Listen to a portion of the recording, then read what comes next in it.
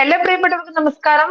മറുനാടൻ special interview റൂമിലേക്ക് സ്വാഗതം. ജഗത് ജയപ്രകാശ് ആണ് കൂടെയുള്ളത്. ജഗത് നമസ്കാരം. നമസ്കാരം. നമ്മൾ ഓരോ നാട്ടിലെയും പ്രത്യേകിച്ച് കാനഡ, അമേരിക്ക പോലുള്ള വിദേശ രാജ്യങ്ങളിലേക്ക് വിസ നിയമങ്ങളുമായി ബന്ധപ്പെട്ട് വരുന്ന മാറ്റങ്ങൾ അല്ലെങ്കിൽ അതിൽ അപ്ഡേഷൻസ് ഒക്കെ ഡിസ്കസ് ചെയ്യാറുണ്ട് ജഗത്തുമായി. ജഗത്, അമേരിക്കയിൽ നിന്ന് ഏറ്റവും ഒടുക്കം ലഭ്യമാകുന്ന വിവരം, അമേരിക്കയിലേക്ക് പഠിക്കാൻ പോയവർ ഇനി പഠിക്കാനായി ആഗ്രഹിക്കുന്ന ആളുകൾക്കുമൊക്കെ ഒരു വാർണിംഗ് എന്ന രീതിയിൽ US എംബസി ഒരു അറിയിപ്പ് തന്നിരിക്കുന്നു. നിങ്ങളുടെ സോഷ്യൽ മീഡിയ പ്ലാറ്റ്ഫോമുകളിൽ നിങ്ങൾ ഇടുന്ന പോസ്റ്റുകളും കാര്യങ്ങളും എല്ലാം ഇനി പരിശോധനയ്ക്ക് വിധേയമാകും. അതൊരു ഓഡിറ്റിംഗ് പോലെ തന്നെ അത് ഉണ്ടാകുമെന്നാണ് മനസ്സിലാവുന്നത്. ജഗത്ത്, ഇത് നമ്മൾ കുറച്ച് നാളുകൾക്ക് മുൻപും സംസാരിച്ചിരുന്നു. രഞ്ജിനി ശ്രീനിവാസൻ കേസിൽ ഉൾപ്പെടെ അവരുടെ സോഷ്യൽ മീഡിയ അക്കൗണ്ടുകളിൽ അവർ മുന്നോട്ട് വെക്കുന്ന പൊളിറ്റിക്കൽ താല്പര്യങ്ങൾ എന്തൊക്കെയാണ്? അത് അമേരിക്കൻ ദേശീയതയ്ക്ക് എതിരാണോ, അല്ലെങ്കിൽ അമേരിക്കയുടെ പൊളിറ്റിക്കൽ താല്പര്യങ്ങൾക്ക് എതിരാണോ എങ്കിൽ അത് ഓഡിറ്റ് ചെയ്യപ്പെടും എന്നുള്ളത് അന്നു മുതലേ പറഞ്ഞത്. ജഗത്ത്, എന്താണ് പുതിയ മാറ്റങ്ങൾ? എന്താണ് US എംബസിയുടെ തീരുമാനങ്ങൾ?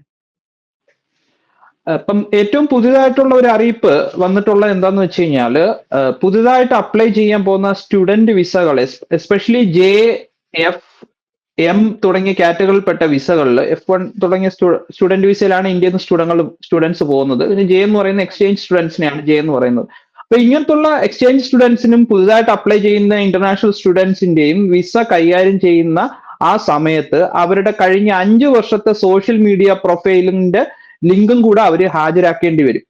അഥവാ അവർക്ക് സോഷ്യൽ മീഡിയ പ്രൊഫൈൽ ഇല്ലെന്നുണ്ടെങ്കിൽ അവരുടെ വിസ റിജക്റ്റ് ആവാൻ ചാൻസ് ഉണ്ട്. അതുപോലെ തന്നെ എന്തെങ്കിലും കാര്യമായിട്ടുള്ള രീതിയിൽ അപ്ഡേഷൻ നടന്നിട്ടില്ല, അല്ലെ എനിക്ക് സോഷ്യൽ മീഡിയ പ്രൊഫൈൽ ഇല്ല എന്ന് പറഞ്ഞാൽ പോലും ചിലപ്പോൾ വിസ കിട്ടാൻ ചാൻസ് ഇല്ല. അപ്പൊ അവരത് കണക്കാക്കുന്ന വെച്ചാൽ അവരുടെ പൊളിറ്റിക്കൽ അഫിലിയേഷൻ മറച്ചു വെച്ച ശേഷം അമേരിക്കയിൽ കടന്നു വന്നിട്ട് അമേരിക്കയുടെ ദേശീയ സുരക്ഷയും അല്ലെങ്കിൽ സാമൂഹിക അന്തരീക്ഷത്തെയും അത് നെഗറ്റീവായിട്ട് ബാധിക്കും എന്നുള്ള ഒരു അനുമാനത്തിന്റെ പുറത്താണ് ഇപ്പൊ സോഷ്യൽ മീഡിയ സ്ക്രൂട്ടനി അല്ലെങ്കിൽ സോഷ്യൽ മീഡിയ ഓഡിറ്റ് എന്ന് പറഞ്ഞ പുതിയ ഒരു സംഭവം അവർ കൊണ്ടുവന്നിട്ടുള്ളത്. എസ്പെഷ്യലി ട്വിറ്റർ, ഇപ്പോഴത്തെ X, Facebook, Instagram, LinkedIn, Reddit, YouTube, പിന്നെ ഈവൻ ചൈനീസ് ആപ്പുകളായിട്ടുള്ള വീബോ തുടങ്ങിയ ആപ്പുകൾ എല്ലാം അവര് ചോദിച്ചിട്ടുണ്ട് അതിന്റെ ഡീറ്റെയിൽസ്. അപ്പം നമ്മൾ വിസ അപ്ലൈ ചെയ്യുന്ന സമയത്ത് തന്നെ ഇതിന്റെ ലിങ്കോ ഈ പറയുന്ന സോഷ്യൽ മീഡിയ പ്രൊഫൈൽസിന്റെ ലിങ്ക് ആ വിസ സ്ക്രൂട്ടിനൈസ് ചെയ്യുന്ന ആ ഒരു ഡിപ്പാർട്ട്മെന്റിന് നമ്മൾ കൈമാറേണ്ടതുണ്ട്. അപ്പൊ അതിനുശേഷം അവരത്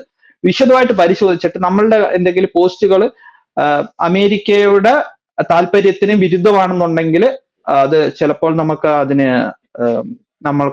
വിസ പ്രോസസ് ചെയ്യാൻ ചാൻസ് ഇല്ല. അഥവാ അങ്ങനെ നമ്മൾ വിസ പ്രോസസ് ചെയ്ത് അവിടെ ചെന്ന ശേഷവും നമ്മൾ എന്തെങ്കിലും ആന്റി അമേരിക്കൻ ആക്ടിവിറ്റികളിൽ പങ്കെടുക്കുകയാണെന്നുണ്ടെങ്കിൽ വിസ റിവോക്ക് ചെയ്യാനുള്ള ചാൻസസും ഇപ്പൊ ഹൈലി പ്രോബബിൾ ആണ്. അപ്പൊ അങ്ങനെ ഒരു നോക്കുമ്പോഴത്തേക്ക് ഈ ഒരു പോളിസി നമ്മളിപ്പം പരിശോധിക്കുമ്പോൾ നമ്മൾ ആലോചിക്കും ഇത് പുതുതായിട്ട് വരുന്നവർക്ക് മാത്രമാണോ? അല്ല, ഇത് പുതുതായിട്ട് വരുന്നവർക്ക് മാത്രമല്ല, ഇപ്പൊ അവിടെ സ്റ്റുഡന്റ് വിസയിൽ നിന്ന ശേഷം വിസ മാറാൻ ശ്രമിക്കുന്ന ആൾക്കാർക്കും ഇത് ബാധകമാണ്. കാരണം സ്റ്റുഡന്റ് വിസ കഴിഞ്ഞ ശേഷം പിന്നെ അവർ ഒക്യുപേഷൻ വിസയ്ക്ക് അപ്ലൈ ചെയ്യുമ്പോഴും ഈ സ്ക്രൂട്ടിനി ചെയ്തുകൂടായികയില്ല. അതുപോലെ തന്നെ നിങ്ങൾ ഗ്രീൻ കാർഡിന് അപ്ലൈ ചെയ്യുന്ന സമയത്തോ, സിറ്റിസൺഷിപ്പിന് അപ്ലൈ ചെയ്യുന്ന സമയത്തോ, അസൈലത്തിന് അപ്ലൈ ചെയ്യുന്ന സമയത്തോ, അല്ലെ ഇമിഗ്രേഷനുമായിട്ടുള്ള മറ്റെന്തെങ്കിലും ബെനിഫിറ്റ്സിന് അപ്ലൈ ചെയ്യുന്ന സമയത്തോ ഇത് നിങ്ങളുടെ സോഷ്യൽ മീഡിയ പ്രൊഫൈലുകൾ അവർ ചോദിച്ചു കഴിഞ്ഞാൽ നമ്മൾ കൊടുക്കാൻ ബാധ്യസ്ഥരാണ്. അഥവാ അങ്ങനെ കൊടുത്തില്ലെന്നുണ്ടെങ്കിൽ we will lose the remain to legally stay in US എന്നാണ് അവർ പറയുന്നത്. അപ്പൊ അങ്ങനത്തെ ഉള്ള ഒരു കാര്യത്തിൽ ഇപ്പം US ഉള്ളവരും ജാഗ്രത പാലിക്കണമെന്ന് തന്നെയാണ് ട്രംപിന്റെ പുതിയ ഒരു നിയമത്തിലെ ഒരു നയവ്യത്യാസത്തിലൂടെ നമുക്ക് മനസ്സിലാക്കാൻ കഴിയുന്നത്. ഇത് എന്തുകൊണ്ടാണ് ഇത് സംഭവിച്ചതെന്നുള്ള കാര്യം നമ്മൾ ഇതിനു മുൻപ് സംസാരിച്ചിരുന്നതാണ്. അമേരിക്കയുടെ ദേശീയ താല്പര്യങ്ങൾക്ക് എഗെയിൻസ്റ്റ് ആയി വരുന്നതിനെ അതിനൊരു കരുതൽ എന്ന രീതിയിൽ തന്നെയാണ്. അതിന് എഗെയിൻസ്റ്റ് ആയിട്ട് ആരും വരാൻ പാടില്ല. അത് അമേരിക്കയുടെ നയങ്ങളെയും അല്ലെങ്കിൽ ആഭ്യന്തര സുരക്ഷയ്ക്കും വെല്ലുവിളിയാകുമെന്ന് അവർക്ക് ബോധ്യപ്പെട്ടിട്ടുണ്ട്. അതുകൊണ്ടല്ലേ ജഗത്ത് ഇങ്ങനത്തെ മാറ്റങ്ങൾ വരുത്തുന്നത്? അതെ, അമേരിക്കയുടെ ആഭ്യന്തര സുരക്ഷയെ ഇപ്പം കാര്യമായിട്ടുള്ള രീതിയിൽ എസ്പെഷ്യലി ഈ ഇന്റർനാഷണൽ സ്റ്റുഡൻസ് എന്ന് പറയുന്ന ഒരു വലിയ ജനസമൂഹം US ലക്ഷക്കണക്കിന് ആൾക്കാർ ഇപ്പം US പഠിക്കുന്നുണ്ട്.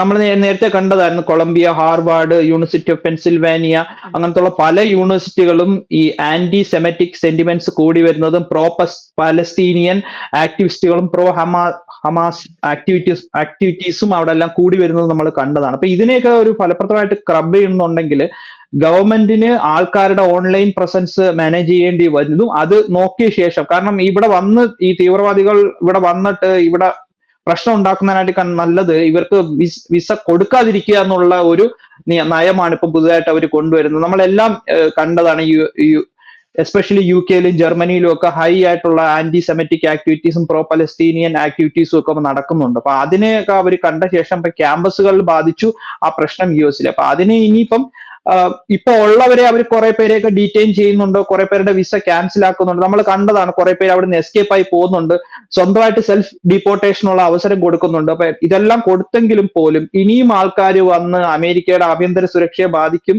എന്നുള്ള ഒരു ചാൻസിലാണ് അവര് ഇപ്പോഴത്തുള്ള പുതിയ ഈ നയങ്ങൾ കൊണ്ടുവരുന്നത്. അതുപോലെ തന്നെ ഈ ഒരു കൺസിസ്റ്റന്റ് ആയിട്ടുള്ള നമ്മളൊരു ഓൺലൈൻ പ്രസൻസ് മെയിൻറ്റെയിൻ ചെയ്യാൻ എല്ലായിടത്തും അവർ പറയുന്നുണ്ട്. ബൾക്ക് ഡിലീഷൻ ഒക്കെ നമ്മൾ ചെയ്തു കഴിഞ്ഞാൽ, സോഷ്യൽ മീഡിയയിലൊക്കെ നമ്മൾ ചെയ്തു കഴിഞ്ഞാൽ നമ്മൾക്ക് കൂടുതൽ സ്ക്രൂട്ടനി അവർ ചെയ്യാൻ ചാൻസ് ഉണ്ട്. അപ്പൊ അങ്ങനത്തെ ഒരു സാഹചര്യത്തിൽ ഇനി വരാൻ പോകുന്ന സ്റ്റുഡൻസ് വളരെ ജാഗ്രത പാലിക്കണം. അതുപോലെ തന്നെ എസ്പെഷ്യലി ഒരു കാര്യം ചോദിക്കട്ടെ, ഈ അവിടുത്തെ വരുന്ന സ്റ്റുഡൻസിന് മാത്രമാണോ, ആഭ്യന്തരമായി ഉള്ള അമേരിക്കയിലെ സ്റ്റുഡൻസിനോ അല്ലെങ്കിൽ അങ്ങനെ ഒരു പ്രത്യേകിച്ച് ഇന്ത്യക്കാർക്ക് വേണ്ടിയിട്ടാണെന്നുള്ളൊരു വാർത്തയും ഞാൻ കണ്ടിരുന്നു. അവരെ ഒരാളുടെ ഒപ്പീനിയൻ അല്ലേ ജഗത്ത് അത് വലിയ തീവ്രവാദ പ്രവർത്തനം അല്ലല്ലോ, അഭിപ്രായം പറയുക എന്നുള്ളത്. നിങ്ങൾ ഒപ്പീനിയൻ പറയുന്നതിലൊന്നും തെറ്റില്ല, പക്ഷെ അവനവന്റെ രാജ്യത്തിരുന്ന് പറയുന്നതായിരിക്കും കൂടുതൽ സേഫ്. കാരണം US നിങ്ങൾക്ക് ഒരു പ്രിവിലേജ് തരികയാണ് അവിടുത്തെ വിസ എന്നുള്ളത്. അത് സ്റ്റുഡന്റ് വിസ ആണെങ്കിലും ശരി, നിങ്ങൾ വർക്ക് വിസ H സീരീസ് വിസയിൽ നിങ്ങൾ പോകണം, H1B വിസയിൽ പോവുകയാണെങ്കിൽ അത് നിങ്ങളുടെ ഒരു പ്രിവിലേജ് ആയിട്ട് മാത്രം നിങ്ങൾ കണക്കാക്കിയാൽ മതി എന്നാണ് അവിടുത്തെ ഇമിഗ്രേഷൻ അതോറിറ്റീസ് നമ്മുടെ അടുത്ത് പറയുന്നത്. അതുകൊണ്ട് നിങ്ങൾക്ക് ആ പ്രിവിലേജ് കിട്ടണം എന്നുണ്ടെങ്കിൽ നിങ്ങൾ ചില സർട്ടൻ കാറ്റഗറീസിൽ ടിക്ക് ബോക്സ് ആവണം, എങ്കിൽ മാത്രമേ നിങ്ങൾക്ക് ആ പ്രിവിലേജ് ലഭിക്കത്തുള്ളൂ. ഇപ്പം അതിനെ മറ്റൊരു വിഷയത്തെ കുറിച്ച് നമ്മളിവിടെ ചർച്ച ചെയ്യണം. ഇപ്പൊ എസ്പെഷ്യലി H1B വിസ നമ്മുടെ ഇന്ത്യൻ പ്രൊഫഷണൽസ്, IT പ്രൊഫഷണൽസ് ഉൾപ്പെടെ എല്ലാ H1B വിസയിലാണ് കൂടുതലായിട്ട് ആൾക്കാർ അങ്ങോട്ട് പോകുന്നത്. ഇപ്പൊ ഈവൻ H1B വിസയ്ക്ക് പോലും ഇപ്പൊ അവര് ഹയർ സ്ക്രൂട്ടിനി അവർ ചെയ്യുന്നുണ്ട്. കാരണം കുറെ വിസാസ് ഒക്കെ ഇപ്പൊ റിജക്ട് ആവുന്നുണ്ട്, H1B വിസാസ് ഒക്കെ. അപ്പൊ നമ്മളത് വളരെ ശ്രദ്ധിക്കണം. ഈ ഇടയ്ക്ക് കുറെ ന്യൂസുകൾ വന്നിട്ടുണ്ട്, H1B വിസയ്ക്ക് പോയ ആൾക്കാർക്ക് റിജക്ട് ആവുന്ന. സാധാരണ H1B വിസകൾ അങ്ങനെ റിജക്ട് ആവുകയില്ലായിരുന്നു, കാരണം അതൊരു US IT കമ്പനികളെ സംബന്ധിച്ചിടത്തോളം വളരെ ക്രൂഷ്യൽ ആയിട്ടുള്ള ഒരു വിസയാണ് H1B വിസ. അങ്ങനെയുള്ള വിസകൾ കൂടിയാണ് കൂടുതൽ IT പ്രൊഫഷണൽസ് ഇവിടുന്ന് US പോവുകയും പിന്നെ അവിടെ അവര് വിസ റിന്യൂ ചെയ്യുകയും പിന്നീട് അവര് ഗ്രീൻ കാർഡ് അല്ലെങ്കിൽ പെർമനന്റ് റെസിഡൻസിലേക്ക് അവർ പോവുകയും ചെയ്തുകൊണ്ടിരിക്കുന്നത്. പക്ഷെ ഇപ്പോഴത്തെ സാഹചര്യത്തിൽ പൊതുവെ ഈ റിപ്പബ്ലിക്കൻ പാർട്ടി എന്നുള്ളത് ഒരു ആന്റി ഇമിഗ്രേഷൻ സെന്റിമെന്റ്സ് വർക്ക്ഔട്ട് ചെയ്യുന്ന ഒരു പാർട്ടിയാണ്. അപ്പൊ അവരത് കൂടുതലായിട്ട് സ്ക്രൂട്ടിനൈസ് ചെയ്യും, കാരണം തദ്ദേശീയരായിട്ടുള്ള അമേരിക്കൻസിന് കൂടുതൽ ചാൻസ് വേണമെന്ന് ട്രംപ് പറഞ്ഞിട്ടുണ്ട്. അപ്പൊ അങ്ങനത്തെ ഒരു സാഹചര്യം വരുമ്പോഴത്തേക്ക് എല്ലാ തരത്തിലും ഇപ്പൊ സ്റ്റുഡന്റ് വിസ മാത്രമല്ല, H1B വിസയിൽ അപ്ലൈ ചെയ്ത് US പോകുന്ന ആൾക്കാർക്ക് കൂടി ഈ നിയമം ബാധകമാണ്. കാരണം അത് എക്സ്പ്ലിസിറ്റ് ആയിട്ട് പറഞ്ഞിട്ടില്ലെങ്കിൽ പോലും അതൊരു ഷാഡോ ബാൻ ഉള്ള രീതിയിലാണ് ഇപ്പം നമുക്ക് മനസ്സിലാക്കാൻ പറ്റുന്നത്. കാരണം ഈ ട്രംപിന്റെ കോറായിട്ടുള്ള വോട്ട് ബാങ്ക് എന്ന് പറയുന്നത് ആന്റി ഇമിഗ്രേഷൻ സെന്റിമെന്റ്സ് വെച്ച് പുലർത്തുന്ന ആൾക്കാരാണ്. അപ്പൊ അവരെ സന്തോഷിപ്പിക്കുക എന്നുള്ളത് ട്രംപിന്റെ ഒരു ആവശ്യം തന്നെയാണ്. അപ്പം ആ ഒരു കാര്യത്തിൽ ട്രംപ് എടുക്കുന്നത് ശരിയായ തീരുമാനം എന്ന് വേണമെന്നുണ്ടെങ്കിൽ അമേരിക്കയിലുള്ള ഒരു തദ്ദേശീയർക്ക് തോന്നുന്നതിൽ തെറ്റില്ല. ഓക്കെ, നോക്കൂ, ഇതെങ്ങനെയാണ് ഇന്ത്യക്കാരെ ബാധിക്കുക ജഗത്? ധാരാളം ഇന്ത്യൻ വിദ്യാർത്ഥികളും ഈ പറഞ്ഞ പോലെ വിസ പല ആവശ്യങ്ങൾക്കായി പോയ ഒരുപാട് ആളുകളുണ്ടല്ലോ. ഇന്ത്യക്കാർക്ക് ആശങ്കപ്പെടേണ്ട സാഹചര്യമുണ്ടോ? ഇന്ത്യക്കാരെ ബാധിക്കുക എന്ന് വെച്ച് കഴിഞ്ഞാൽ അതൊരു വലിയ ഒരു പ്രശ്നം തന്നെയാണ്. കാരണം ഞാൻ നേരത്തെ തന്നെ സൂചിപ്പിച്ചിട്ടുണ്ടായിരുന്നു, 2 ലക്ഷത്തിലധികം ഇന്ത്യൻ വിദ്യാർത്ഥികൾ ഓരോ വർഷവും ഇപ്പോൾ US പഠിക്കാൻ പോകുന്നുണ്ടായിരുന്നു. കഴിഞ്ഞ വർഷത്തെ കണക്കൊക്കെ നോക്കിക്കഴിഞ്ഞാൽ വളരെ ഹൈ ആണ്. 2.25 ലക്ഷത്തോളം സ്റ്റുഡൻസ് ഇന്ത്യയിൽ നിന്ന് പോയിട്ടുണ്ടായിരുന്നു. അപ്പം അതിനെയൊക്കെ ബാധിക്കും എന്നുള്ള കാര്യത്തിൽ ഒരു സംശയമില്ല. കാരണം കാനഡയും US ഒക്കെ ഒരു ടോപ്പ് ഡെസ്റ്റിനേഷൻ ആയിരുന്നു ഇന്ത്യയിൽ നിന്നുള്ള സ്റ്റുഡൻസിന്. അപ്പം കാനഡയും ഇപ്പോൾ ഏകദേശം ഒരു ഷാഡോ ബാൻ അവസ്ഥയിലാണ്. ഇന്ത്യൻ സ്റ്റുഡൻസിന് വളരെ കുറച്ച് വിസ മാത്രമേ ഇന്ത്യൻ സ്റ്റുഡൻസിന് കൊടുക്കുന്നുള്ളൂ. അതുപോലെ തന്നെ US അതേ ഒരു പാത തന്നെ സ്വീകരിക്കുന്നു. അത് മറ്റൊരു സെൻസിലാണെങ്കിലും അത് അവർ അതേ പാത തന്നെ സ്വീകരിക്കുന്നു എന്നാണ് നമ്മൾ കണക്കാക്കേണ്ടിയിരിക്കുന്നത്. അതുപോലെ തന്നെ ഈ IT പ്രൊഫഷണൽസിനും ഇനി ഒരു ടഫ് ടൈം ആയിരിക്കും മുന്നോട്ട് പോകുന്തോറും വന്നുകൊണ്ടിരിക്കുന്നത്. ഇപ്പൊ അവിടെ ഉള്ളവർക്കും ഇതേ ബുദ്ധിമുട്ടുണ്ട്. കാരണം ഇതുപോലുള്ള ലിബറൽ ജിഹാദി സാധനങ്ങൾ ഷെയർ ചെയ്യുന്ന ആൾക്കാരാണെങ്കിൽ അവർ സൂക്ഷിക്കുക. കാരണം അവർ ചിലപ്പോൾ നാട്ടിൽ വന്നിട്ട് തിരിച്ചു പോകുന്ന സമയത്ത് എയർപോർട്ടിൽ തടഞ്ഞു നിർത്തി ഡീറ്റെയിൻ ചെയ്ത് ചിലപ്പം കയറ്റി വിട്ടുകൂടാ, ഡീപ്പോർട്ട് ചെയ്തുകൂടായികയില്ല. ഇപ്പൊ അവിടെ ഉള്ളവര് എന്തെങ്കിലും വിസ ചേഞ്ച് ചെയ്യാൻ വേണ്ടി ആപ്ലിക്കേഷൻ കൊടുക്കുന്ന സമയത്ത് പോകുന്നെങ്കിലും പഴയ സോഷ്യൽ മീഡിയ പ്രൊഫൈൽ അവർ മുന്നോട്ട് വെക്കുമ്പോൾ ഇതുപോലുള്ള ജിഹാദി സെന്റിമെന്റ്സ് അല്ലെ ആന്റി ഇസ്രായേലി ആയിട്ടുള്ള സാധനങ്ങൾ ഷെയർ ചെയ്തിട്ടുണ്ടെങ്കിൽ അവർക്ക് ഇനി ഒരു എസ്കേപ്പ് ഒന്നുമില്ല. കാരണം അത് നമ്മൾ സോഷ്യൽ മീഡിയ ഡിലീറ്റ് ചെയ്താലും പോവും, അത് അങ്ങനത്തെ ഉള്ള ആക്ടിവിറ്റീസ് ആര് ചെയ്തു കഴിഞ്ഞാലും അവരെ പിടിക്കുക എന്നുള്ളതാണ്. കാരണം ഇപ്പൊ അമേരിക്കയിൽ തന്നെയുള്ള സിറ്റിസൺസ് ഇങ്ങനത്തുള്ള ആക്ടിവിറ്റീസ് ചെയ്യുന്നുണ്ട്. അപ്പൊ അവരെ അത് എത്രത്തോളം പിടിച്ച് ഡീപ്പോർട്ട് ചെയ്യാൻ പറ്റുമെന്ന് ട്രംപിന് അറിയത്തില്ല. ബട്ട് അമേരിക്കൻ സിറ്റിസൺസ് അല്ലാത്തവരെ പിടിച്ച് ഡീപ്പോർട്ട് ചെയ്യുക എന്നുള്ളതാണ് അദ്ദേഹത്തിന്റെ പ്രയോറിറ്റി. ഈ ഇടയ്ക്ക് തന്നെ ഒരു ഫ്ലോറിഡയിൽ ഒരാഴ്ച മുന്നേ ഒരു കനേഡിയൻ സിറ്റിസൺ ICEയുടെ കസ്റ്റഡിയിൽ മരിക്കുകയുണ്ടായി. അദ്ദേഹം വർഷങ്ങളായിട്ട് US താമസിക്കുന്ന 12 വർഷമായിട്ട് US താമസിക്കുകയായിരുന്നു. അദ്ദേഹത്തെ ഒരു സാഹചര്യത്തിൽ പോലീസ് പിടിച്ച് ചോദ്യം ചെയ്യുകയും അദ്ദേഹം ഡീറ്റെയിൻ ചെയ്യുകയും ചെയ്തു. അതിനുശേഷം അദ്ദേഹം കസ്റ്റഡിയിൽ തന്നെ മരണപ്പെട്ടു. അപ്പൊ ഒരു കനേഡിയൻ സിറ്റിസണിന് പോലും രക്ഷയില്ല. അപ്പൊ അങ്ങനെയാണെന്നുണ്ടെങ്കിൽ ഇന്ത്യൻസിന്റെ കാര്യം വളരെ കഷ്ടമായിരിക്കും. ഇങ്ങനത്തുള്ള ഒരു ഡീപ്പോർട്ടേഷൻ സെന്ററിലോ അല്ലെങ്കിൽ ഒരു ഡീറ്റെയിനിങ് സെന്ററിലോ ഒക്കെ പോയി കഴിഞ്ഞാൽ പിന്നെ അവസാനം ചങ്ങലയൊക്കെ ഇട്ട് വീണ്ടും ചിലപ്പം US നിന്ന് കയറ്റി വിട്ടുകൂടായികയില്ല. അതുകൊണ്ട് ജാഗ്രത പാലിക്കുക. തീർച്ചയായിട്ടും വളരെ വ്യക്തമാണ്. എന്തായാലും നമ്മൾ ഈ ചാനലിൽ കൂടെ നിരവധിയായ സമയത്തെല്ലാം ഈ പറഞ്ഞ പോലെ വിസ നിയമങ്ങളുമായി ബന്ധപ്പെട്ട മാറ്റങ്ങൾ സ്റ്റുഡൻസ് പാലിക്കേണ്ട കാര്യങ്ങളൊക്കെ ചർച്ച ചെയ്യാറുണ്ട്. എന്തായാലും സോഷ്യൽ മീഡിയയിൽ ആവേശ കമ്മിറ്റി കൂടി ചർച്ച ചെയ്യുന്നതിനൊക്കെ മുൻപ് നിങ്ങളെ ഭാവി സുരക്ഷിതമാക്കണമെങ്കിൽ അങ്ങനെയുള്ള താല്പര്യങ്ങളൊക്കെ ഒഴിവാക്കി വെച്ചുകൊണ്ട് പോവുക. ആദ്യം ഭാവി സുരക്ഷിതമാക്കാം, എന്നിട്ടാകാം ആക്ടിവിസം എന്നാണ് അമേരിക്ക പറയുന്നത്. അമേരിക്കയിൽ പോകണമെങ്കിൽ അത് കേൾക്കേണ്ടി വരുന്ന സാഹചര്യമാണ്.